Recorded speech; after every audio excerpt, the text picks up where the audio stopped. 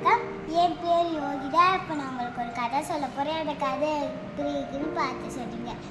ஒரு ஊரில் ஒரு குரு எல்லாருக்கும் பாடம் நடத்திட்டு இருந்தாங்க. பாடம் நடத்தி முடித்தோடனே நான் பாடம் நடத்தி முடிச்சுட்டேன், இனிமேல் நீங்கள் இங்கே படிக்க தேவையில்லை, அடுத்த கிளாஸுக்கு வரும்போது நான் வேறு யாராவது வருவாங்க, நான் இருக்க மாட்டேன் அப்படின்னு சொல்கிறாங்க.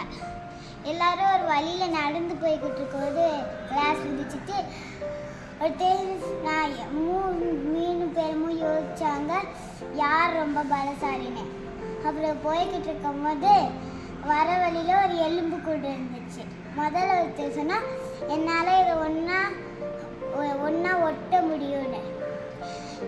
ரெண்டாவது ஒருத்தர் என்னால் இதுக்கு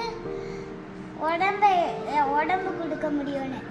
மூணாவது என்னால் இதுக்கு உயிர் கொடுக்க முடியும்னு சொல்லும்போது வேற இது சிங்கம் உயிர் கொடுத்தா அப்புறம் உனக்கு தான் ஆபத்தாயிடும்னு சொல்லுவாங்க. அவங்க 2 பேரும் இல்லை இது நான். அப்புறம் மூணாவது ஒருத்தர் சொல்லுவா, இல்லை இது நான் தானே உருவாக்குனேன், அதனால எனக்கு அடிக்காதுன்னு சொன்னோன்னே அவ கேட்காம உயிர் கொடுத்துருவான்.